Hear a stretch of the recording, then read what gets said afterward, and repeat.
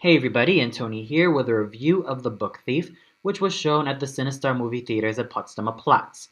The film was directed by Brian Percival. It was produced by Karen Rosenfeld and Ken Blancato. It was written by Michael Petroni. It was based on the book by the same name by Australian author of German and Austrian parentage, Markus Zusak, and it stars Jeffrey Rush, Emily Watson, Sophie Nelisse, Nico Liersch, Barbara Auer, and it's narrated by Roger Allam, who basically voices death throughout the entire film. Now, this was a movie that I was quite excited to watch because just by simply watching the trailers, I could automatically tell that this film is going to be pretty good, and it holds up for me after I watched the film in its entirety. Simply put, this basically takes a sample from history's storybook, the time of the Nazis in World War II, and places it very well with such respect, all thanks to great writing and great acting. It's simply put a very honest story that doesn't really need like flashy action scenes or special effects to make it work, as in special effects that tend to become almost too flashy just to distract you from watching the film any further. No. Instead, it tells an honest story about people who have lived in these times, even though this is a historical fiction. These people honestly feel like real everyday people that we've known from back in those times before we were even born. And we see their lives unfold, especially through the eyes of a child, namely Liesel. So basically, I definitely enjoyed watching this film. And story wise, I definitely have to say that it was quite well done. It really pays a lot of respect to the many people who have lost their lives during World War II and during Hitler's reign. And this film basically tells the story very respectfully, without pandering to the lowest common denominator, and it's very entertaining. Not just entertaining, but very intriguing for both children and adults. It's basically safe for the whole family to watch because not only will adults realize just how horrible these times were back then, but they'll also make their children learn or understand just how hard it was before, well, they were even born or while their grandparents were still alive.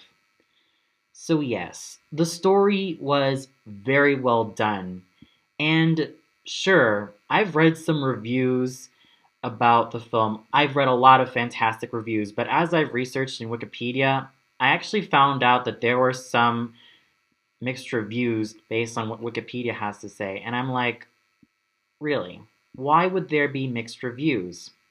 But I kind of understand because, well, for some people, they can't really take it that, well, certain stories are simply told in the eyes of a child, but believe me when I say this, this was done very respectfully.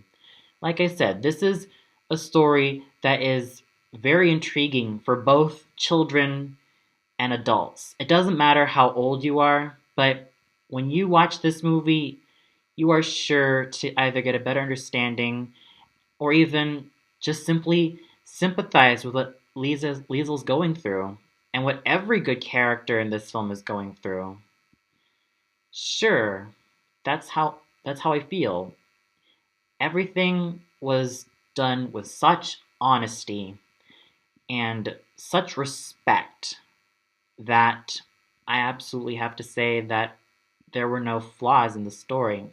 Sure, it's nothing really new to have a child hero in the film, but it makes it makes makes it up for it compensates. Yeah, it basically compensates for its fresh and respectful way of telling the story of these hard times in World War II Germany and the trials that everyday people go through. Now, the writing, as I said, very solid. And I've never really read the book myself, and I'm sure that's also why this film ended up having some mixed reviews. Some people were quite hoity toity about how they missed some details from the book. Well, frankly, I've never read the book. All I have to say is that the writing was very solid. Every piece of dialogue was well said. They didn't feel so out of place, and when it has to be hilarious, it can be hilarious. When it has to be touching, it can be touching. And when it has to be dramatic, then it goes all out. Everything is so well done, all because of fantastic storytelling and equally masterful writing. It shows that the people behind this film really paid a lot of attention and a lot of care and respect to such a very sensitive topic, especially in terms of history. Now, cinematographically speaking, I felt that every bit and piece of this film was well shot. There was not one shot where I felt that was quite questionable. In fact, everything was shot and edited so well. And interesting trivia. This film was actually shot in Görlitz. I've never really been to that town before, but just by simply looking at the location that they shot, it looked so wow. It was just so gorgeous looking. And it was quite beautiful to see with all of the old shops and all of that snow.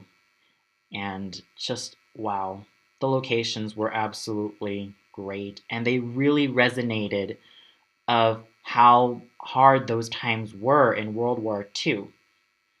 So everything was well shot with such crisp and clean editing all throughout. The characters are also very interesting.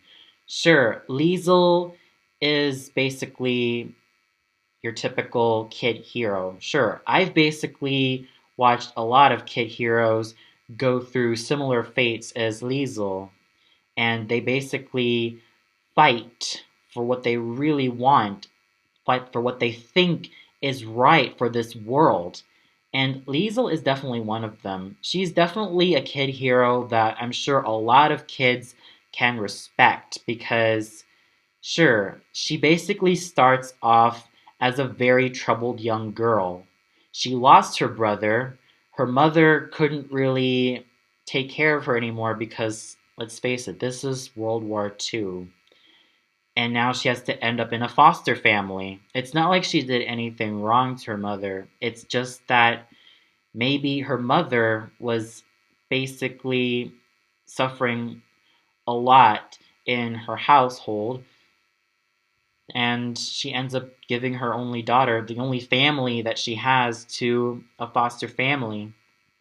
And sure, she starts off as very taciturn, very aggressive at times, just like the typical troubled young child. And I'm sure that we've encountered children like that in real life. I guess that's what makes her very relatable to every kid, no matter how old they are, whether they be 10 or whether they be 14. I think anybody who's watched Liesel go through such suffering and such anger and wants to make right with the world definitely can relate to her. And even though I'm a lot older, like being 21 and all, I could still really relate to her as well. I mean, she's definitely a kid hero who's not written so badly, who is not annoying, and yet she's very sympathetic. I really do care for her and the situations that she goes through because she's so young, yet she is quite curious as to why these things happen. Why is it that there has to be war? There has to be all of these things that go on in Germany. She questions it. And she even wonders, why are people burning books? Is it just because of Germans of the German mentality? Are they that scared that they might end up submitting to the foreigner, so to say?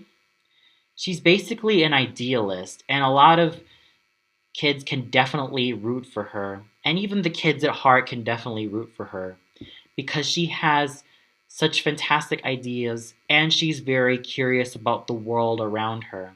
Sure, she does start as troubled, but as the film progresses on, she becomes a lot more curious, a lot more idealistic, and she's somehow a fighter for every idealist out there.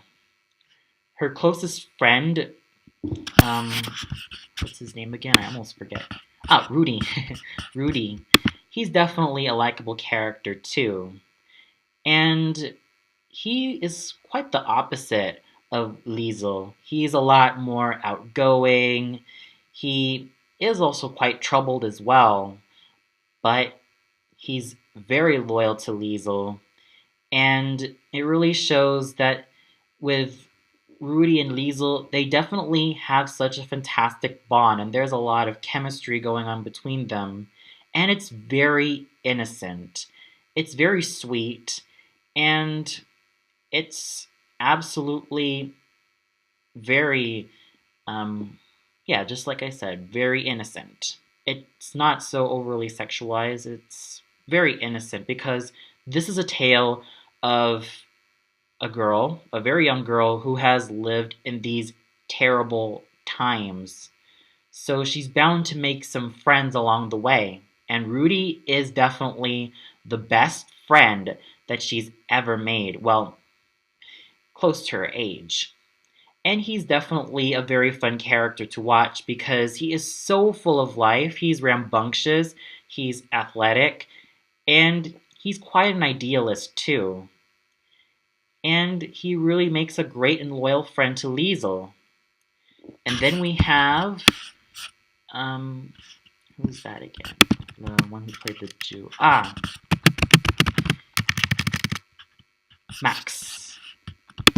Yeah, Max is definitely a likable character as well. He's a very troubled man in his 20s, and he's a very caring man. He cares so much for his mother, but with the harsh reality of World War II, he's forced to be separated with her. And he ends up being adopted, well, somehow adopted by Liesel, Rosa, and Hans. He's definitely a charming character, and he's another loyal friend to Liesel.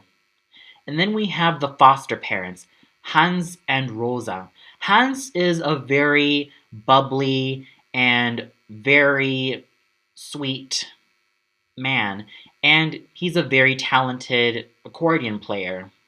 He's very friendly, and he's a real father figure to Liesel. He really cares for her, and he always stands by her side because it's obvious that Liesel's biological father is no longer with her.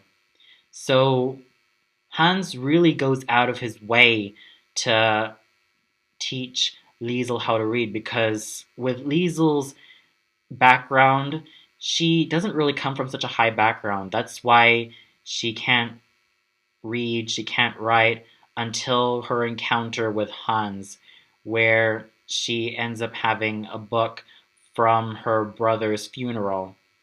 And through Hans, she basically becomes a lot more inspired. And with Hans, he's definitely a fantastic father figure to Liesel. He's basically the father that Liesel never had, and that Liesel always wanted to have, and he definitely personifies it very well. With Rosa, she starts off as very hard-nosed, very bitchy, and not the person you'd always want to see every day. But it's very understandable because since this is World War II, this is probably why she acts this way. Because with everything that's happening in World War II, she has this type of mindset that, oh my goodness, our country is in danger. It really is in a lot of shit. So kids can't go out as late as night, and they have to really stay inside because, let's face it, there are a lot of bombings happening. It's very understandable of why she is so hard-nosed and at times quite cruel. But throughout the course of a film, she starts to become a lot more loving. And even when Max comes in, she shows a lot more of her loving side. And yeah, even though she has a very, very rough exterior, being all hard nosed and all, she definitely has a very soft inside. And that's what I do like about both of the foster parents. Franz, well, he's your typical jerk ass bully because, well, he basically goes out of his way to make the lives of Liesel and Rudy a living hell. But I think it's also understandable. He thinks he's fighting for his country, but instead, he's just simply a jerk. So yeah, every character in this film almost feel like real life people. The type of people that we know every day, or they even come once in a blue moon. So they're all very interesting, and with very interesting characters comes very great acting. Sophie Elise, who plays the role of Liesel, gives such a very outstanding performance. And she's definitely an actress in the making. Sure, she's currently 13, and I could really see a great future for her. And her portrayal of Liesel is definitely very heartfelt and very believable. She can also pull off a German accent pretty well, and I've actually watched her interview before this review. And I definitely have to say that she's a very sweet young lady, and I personally hope to see more of her because she is such a fantastic talent. And she's also won a couple of awards for like best new actress or breakout performance, something like that. But she's also won some awards because of this movie. So I really can't wait to see what else she's going to do. Her partner, Nico Liersch, was absolutely fantastic as Rudy. And for a native German at that age, at only 13 years old, he can really speak fluent English. I've also watched one of his interviews, and my goodness, he really speaks English so well. And it's actually quite astonishing because not a lot of young people that I know here in Germany, well, I don't know. I've never really conversed with them in English, but yeah, but that's just pretty much it. But with Nico Liersch, I was absolutely astonished that his English was very fluent. And sure, some of his lines come off as flat, but I think it just shows that it's mainly the language because with someone quite young as Nico Liersch, he still has a lot to learn, but he's still a fantastic actor. Just give him more time and then he'll be actually very flexible in both languages because, yeah, sure, his native language is German, no doubt about that. But his English is absolutely fantastic. It is so spot on, and sure, maybe a few more years and then he'll actually become a lot more flexible in both languages. But I'm sure that he's already flexible already.